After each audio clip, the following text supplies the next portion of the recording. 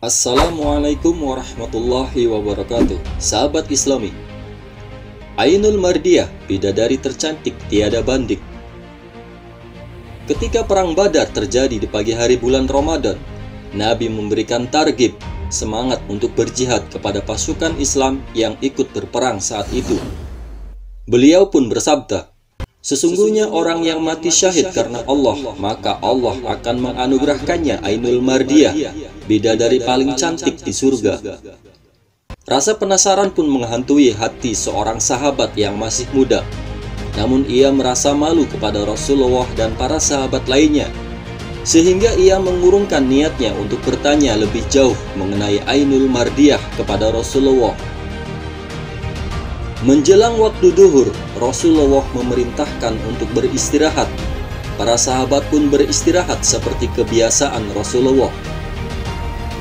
Ketika sahabat yang masih muda itu beristirahat, ia pun tertidur lelap dan bermimpi. Seperti apa mimpinya? Simak tayangan ini sampai selesai. Sebelum kita lanjut ke bagian selanjutnya, terus dukung channel ini dengan tekan tombol subscribe-nya. Nyalakan juga lonceng notifikasinya agar sahabat Islami mendapat informasi mengenai update video terbaru dari Islami Nusantara. Like juga tayangan ini, share ke media sosial, dan isi kolom komentar untuk meramaikan dan berdiskusi dengan sahabat Islami lainnya. Sahabat muda itu bermimpi berada di tempat yang sangat indah yang belum pernah melihat sebelumnya. Ia bertemu dengan seorang wanita yang sangat cantik. Ia pun bertanya kepada wanita tersebut, "Di manakah ini?" "Inilah surga," jawab wanita itu. Kemudian sahabat ini bertanya lagi, "Apakah Anda Ainul Mardiyah?" "Bukan, saya bukan Ainul Mardiyah. Kalau Anda ingin bertemu dengan Ainul Mardiyah, dia sedang beristirahat di bawah pohon yang rindang itu." Kemudian sahabat itu menuju pohon yang rindang itu. Ia pun bertemu dengan seorang wanita yang kecantikannya berkali-kali lipat dari wanita pertama yang ia lihat tadi. Kemudian ia bertanya, "Apakah Anda Ainul Mardiyah?" "Bukan, saya ini penjaganya. Kalau Anda ingin bertemu dengannya, di sanalah singgasananya," jawab wanita itu. Lalu sahabat ini pun pergi ke singgasana tersebut dan sampailah ke suatu mahligai. Didapatinya seorang wanita yang kecantikannya berlipat-lipat dari wanita sebelumnya yang sedang mengelap-ngelap perhiasan. Sahabat ini pun memberanikan diri untuk bertanya, "Apakah Anda Ainul Mardiyah?" "Bukan, saya bukan Ainul Mardiyah. Saya penjaganya di mahligai ini.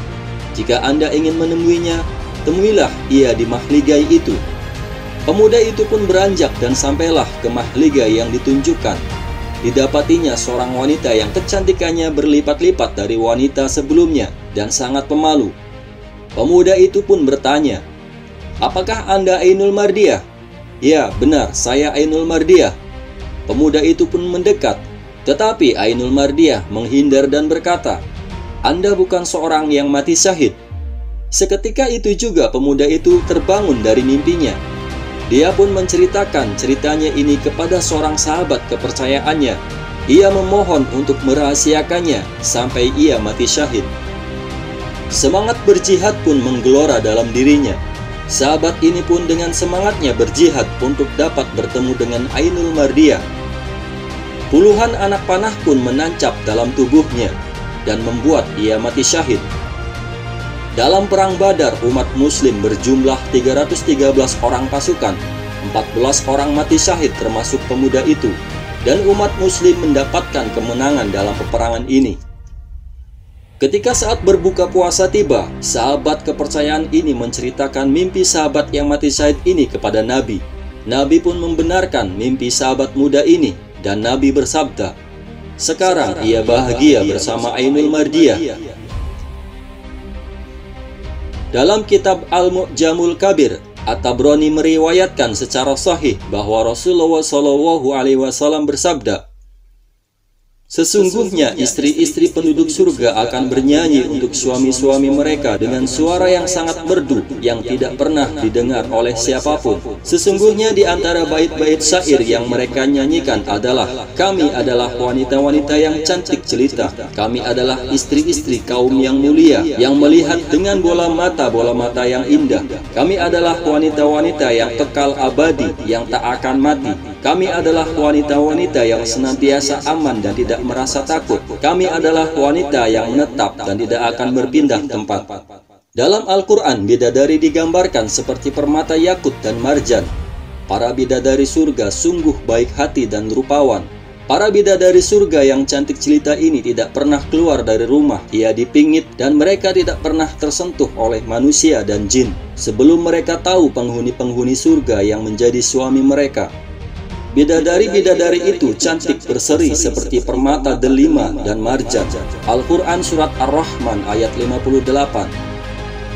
Sahabat Islami, itulah kisah mengenai bidadari tercantik. Semoga kisah ini menambah semangat kita untuk mencapai ridho Allah Subhanahu wa Ta'ala. Wallahu a'lam bishawab. Wassalamualaikum warahmatullahi wabarakatuh.